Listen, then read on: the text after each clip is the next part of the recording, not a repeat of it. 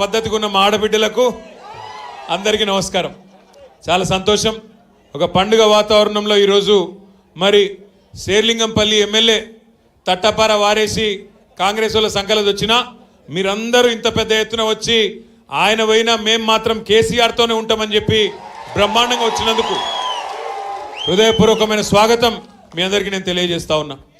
10 ఏళ్ళు కేసీఆర్ గారి నాయకత్వంలో హైదరాబాద్ ఏ రకంగా అభివృద్ధి జరిగిందో, ఏ రకంగా ముందుకు పోయిందో, అందులో ముఖ్యంగా మీ శేర్లింగంపల్లి నియోజకవర్గం ఎట్లా ముందుకు పోయిందో మీ కళ్ళ ముంగట్నే ఉన్నది.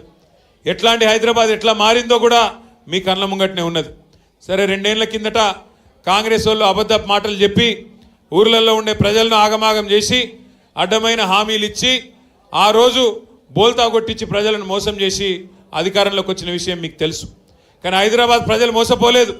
హైదరాబాద్లో మాత్రం ఒక్కటంటే ఒక్క సీటు కూడా కాంగ్రెస్కి ఇయ్యలే. మొత్తం బీఆర్ఎస్నే గెలిపించినందుకు మీ అందరికీ నా ధన్యవాదాలు. ముఖ్యంగా శేర్లింగంపల్లి నియోజకవర్గంలో ఆనాడు ఈరోజు ఎమ్మెల్యేగా ఉన్న గాంధీ ఆ రోజు పాంప్లెట్లు కొట్టించిండు.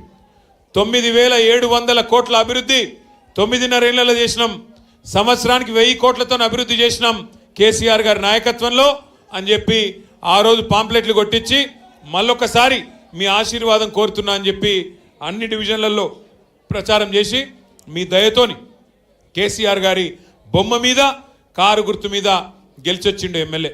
కానీ ఏం పుట్టిందో ఏమో మరి గెలిచినాక సంవత్సరంకే సడన్గా కాంగ్రెస్ వాళ్ళు అందంగా కనబడ్డారట. ఆయనకు కాంగ్రెస్ వాళ్ళు చాలా గొప్ప పని చేసిండ్రట, వాళ్ళు ఏందో ఊడవీకినట, కాబట్టి నేను కాంగ్రెస్లో పోతున్నాను పోయిండు. ఎందుకు పోయిండా అని మేము తెలుసుకుంటే తర్వాత తెలిసి వచ్చింది మాకు. ఆయనకేదో 11-12 ఎకరాలు జాగుందట గాడెన్నో కుతుబులాపూర్లో. రేవంత్ రెడ్డి ఫోన్ చూసినావు, గాజుల రామారావు అట అడ్రస్ కూడా ఎరికేనా తమ్మి నీకు? ఒక భూమి 1000 కోట్ల భూమి అట. ఆ భూమి కోసం ఇవాళ ఆత్మను చంపుకొని మనిషి కూడా అమ్ముడు పోయి రేవంత్ రెడ్డి సంకలది వచ్చిండు. ఆ భూమి మరి పోయేటప్పుడు కొంట పోతాడో ఏదో నాకు తెలియదు, కానీ ఆ భూమి కోసం ఇవాళ పోయి ఆ పార్టీలోది వచ్చిండు. నేను ఒకటే అడుగుతున్నా, ఇక్కడికి వచ్చిన మా తమ్ములను, మా చెల్లెళ్లను, మా అక్క అన్నలను కూడా ఒక్క మాట ఆలోచన చేయండి.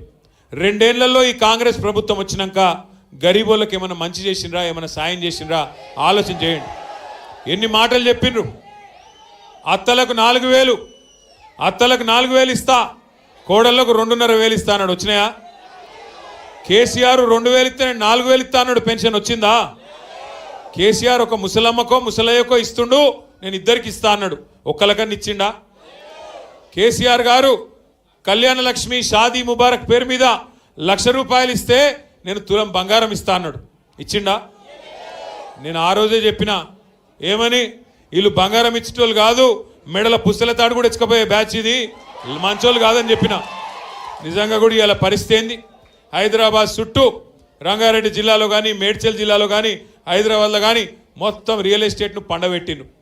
మాట్లాడితే ముఖ్యమంత్రి గారికి బూతులు వస్తాయి, బ్రహ్మాండంగా బూతులు మాట్లాడతాడు. పండబెట్టి తొక్కుతా అంటాడు. నిజంగానే పండబెట్టి తొక్కుతున్నాడు. రియల్ ఎస్టేట్ను వండబెట్టిండు, రంగారెడ్డి జిల్లాను తొక్కుతున్నాడు. వాస్తవం చెప్పాలంటే అటు వ్యవసాయాన్ని వండబెట్టిండు, రైతులను తొక్కుతున్నాడు. పాలమూరు మీద పగ, కాళేశ్వరం మీద కక్ష, 2 ఏళ్ళు బూతు మాటలు తప్ప చేసింది ఏమీ లేదు. 420 హామీలు ఇచ్చిండు. పిల్లగాళ్ళకి చెప్పిండు 2 లక్షల ఉద్యోగాలు ఇస్తా మొదటి సంవత్సరంలో అని చెప్పిండు. ఈ రోజు వరకు 2 ఏళ్ళు నిండితే నిన్న దిల్సుఖ్ నగర్లో ఆ పిల్లలందరూ రోడ్డెక్కి గడబడి చేస్తూ ఉన్నారు. ఎక్కడ మా జాబ్ నోటిఫికేషన్లు రాహుల్ గాంధీ అని వాళ్ళు రాహుల్ గాంధీని అడుగుతూ ఉన్నారు. నిన్నగాక మొన్న నేను కోపం వచ్చి ఈ రేవంత్ రెడ్డి అసెంబ్లీలో బూతులు మాట్లాడితే నేను కూడా కోపం వచ్చి రాహుల్ గాంధీని ఒక మాట అన్నా. అంటే ఇక కాంగ్రెస్ వాడు ఒక్కొక్కరు, ఒక ఆయన 6 ఫీట్లు ఎగురుతుండు, ఇంకొక ఆయన 6 అడుగులు 6 గజాలు ఎగురుతుండు నా మీదికి. నేను అడుగుతున్నా కాంగ్రెస్ వాళ్ళను, అయ్యా నేనేమన్నా కొత్తగా రాహుల్ గాంధీని? మీ రేవంత్ రెడ్డి అన్నమాట నేనన్నా. రేవంత్ రెడ్డి ఏమన్నాడు రాహుల్ గాంధీని? ఇడు పప్పు కాదు ముద్దపప్పు అన్నాడు. నేనేమన్నా గదే అన్నా. ముద్దపప్పు నిజమే నేనన్నా.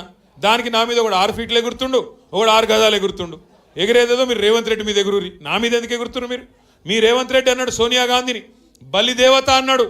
1000 మందిని బలి తీసుకున్న బలిదేవత, 1000 మంది తెలంగాణ పిల్లలను చంపింది ఈమె అన్నాడు. నేను అన్నానా? అది మీ రేవంత్ రెడ్డి అన్నాడు. గసంటోని తీసుకొచ్చి ముఖ్యమంత్రి చేసిన ఏమనాలి మరి? ఏమనాలి నేను? అందుకే అన్న, ఆ ముద్దపప్పు గారి గురించి నేను అనలేదు. ముద్దపప్పునన్న రాహుల్ గాంధీని ముద్దపప్పు అన్న రేవంత్ రెడ్డి మీద మీ ప్రతాపం మీద చూపెట్టారు కాంగ్రెస్ వాళ్ళు. మీకు శాతగాక గసంటోని తీసుకొచ్చి ముఖ్యమంత్రి చేసుకున్నారు. మీరు ముద్దపప్పు అన్నాడు మీ రాహుల్ గాంధీని, సోనియా గాంధీని బలిదేవత అన్నాడు, ప్రజలకు అడ్డమైన వాగ్దానాలు ఇచ్చిండు. ఇవాళ ఏమంటున్నాడు? ఏమైందయ్యా రేవంత్ రెడ్డి, మరి బగ్గ నరికితివి, పెన్షన్ ఎప్పుడు ఇస్తావు 4,000 అంటే నువ్వు గట్టిగా అడిగినావు అనుకో నీ లాగుల తొండలు విడిచిపెడతా అంటాడు. ఏమైందా మహాలక్ష్మి, మరి 2,500 ఇస్తాను మా ఆడబిడ్డలకు ఎప్పుడు ఇస్తావు అంటే నీ గుడ్లు వీకి గోటీలు ఆడతా అంటాడు. రైతులకు ఎప్పుడు న్యాయం చేస్తావు? యూరియా బస్తా కూడా ఇస్తలేవు. రైతు బంధు ఇస్తా అంటివి కదా 15,000, ఏం సంగతయా అంటే నీ పేగులు వీకి మెడలేసుకుంటా అంటాడు. ఏమన్నా బోటీ కొట్టేటోడా ఏంటిది నాకు అర్థం కాదు. ముఖ్యమంత్రి బోటీ కొట్టేటోడా మెడల పేగులు వేసుకుంటాడట. అందుకే నేను అంటున్నా, ఎసొంటోళ్ళకు పని అప్పచెప్పాలనో గసొంటోళ్ళకి అప్పచెప్పాలి. మీరు హైదరాబాద్ వాళ్ళు కరెక్ట్గానే అప్పచెప్పిర్రు. మీరు కేసీఆర్ని నమ్మినరు, మళ్ళా గులాబీ జెండాను ఎగరాలని చెప్పి మీరు కరెక్ట్గానే ఓటేసిండ్రు. కానీ ఇవాళ ఎమ్మెల్యే పోయి దొంగలలో కలిసిపోయిండు. అందుకే మీతో ప్రార్థన ఒకటే, ఇప్పుడు జిహెచ్ఎంసీ ఎలక్షన్ పెడతారట తొందరలో, ఒక 2 నెలల్లోనూ 3 నెలల్లో పెడతారట.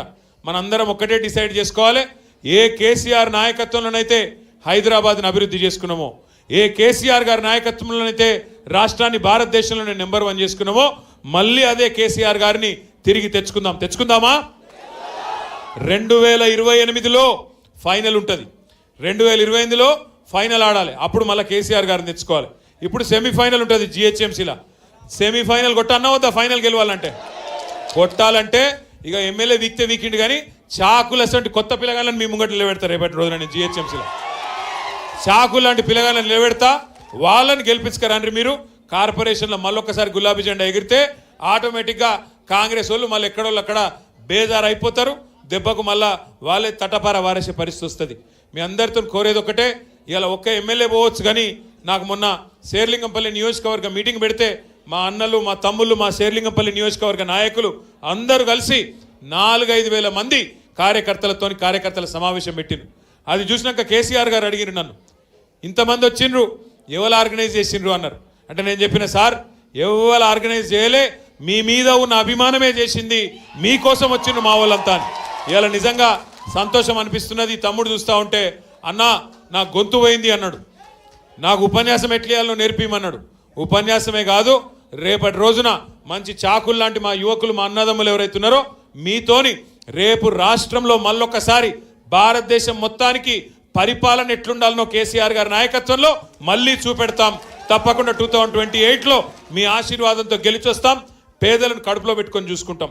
పేదలను ముఖ్యంగా ఎందుకంటున్నా అంటే, ఈ ముఖ్యమంత్రి వచ్చినాక, కాంగ్రెస్ ప్రభుత్వం వచ్చినాక హైడ్రా పేరు మీద హైదరాబాద్లో గరీబోళ్ళ ఇల్లు గులగొట్టుడు తప్ప ఒక్క ఇల్లు కట్టిండా? ఒక్క ఇందిరమ్మ ఇల్లు కట్టిండా? ఇందిరమ్మ ఇండ్లు అని డైలాగులు కొట్టుడు తప్ప హైదరాబాద్ గల్లీల్లో ఒక్క ఇల్లు కట్టలే. ఉన్న ఇల్లు గులగొట్టుడు. కుకట్పల్లిలో బుచ్చమ్మ అనే ఒక ఆడబిడ్డ ఈ హైడ్రా వల్ల భయపడి ఉరిపోసుకొని వాళ్ళ బిడ్డింటికి పోయి ఉరిపోసుకొని చచ్చిపోయింది. 100 ఇండ్లు గులగొట్టిండ్రు, గుడిసెలు గులగొడుతున్నారు. గరీబోళ్ళకు హైదరాబాద్లో జాగ లేకుండా చేసి ఆ భూములని ఇవాళ అమ్ముకొని పెద్ద పెద్ద సేట్లకు కట్టబెట్టి అందులోకెళ్ళి కమిషన్లు దొబ్బే ప్రయత్నంలో రేవంత్ రెడ్డి ఉన్నాడు. ఆలోచించండి, ఈ 2 ఏళ్లలో హైదరాబాద్కి ఏమైనా మేలు జరిగిందా? కాంగ్రెస్ ప్రభుత్వం వచ్చినాక ఒక కొత్త రోడ్ వేసిండా, కొత్త బ్రిడ్జి కట్టిండా, కొత్త ఫ్లైఓవర్ కట్టిండా, కొత్త అండర్ పాస్ కట్టిండా? ఉన్న మెట్రోనే ఎలగొట్టే ప్రయత్నం చేస్తున్నాడు. ఎల్ఎన్టీ వాళ్ళని బెదిరించి ఆఖరికి వాళ్ళని కూడా ఎలగొట్టిండు. మనం మీ శేర్లింగంపల్లి నియోజకవర్గం నుంచి ఆ మైండ్ స్పేస్ జంక్షన్ నుంచి ఎయిర్పోర్ట్ దాకా మెట్రో మనం శాంక్షన్ చేస్తే రాగానే రద్దు చేసిండు. ఒక్కటంటే ఒక్క మంచి పని లేదు. చెడగొట్టు పని తప్ప మంచి పని చేసిన పాపాన పోతలేడు. పేదవాళ్ళని పట్టించుకున్నది లేదు, పెద్దవాళ్ళని పట్టించుకున్నది లేదు. ఏది కూడా హైదరాబాద్కు 2 ఏళ్లలో చేసిందేమీ లేదు. అందుకే తిరిగి మళ్ళీ కేసీఆర్ గారిని తెచ్చుకుందాం, గట్టిగా కొట్లాడదాం. శేర్లింగంపల్లి నియోజకవర్గంలో కూడా గులాబీ జెండా ఎగిరేద్దాం. మీ దయ, మీ ఆశీర్వాదం ఉంటే ఎంత పెద్ద తుఫానునైనా ఎదుర్కొంటాం.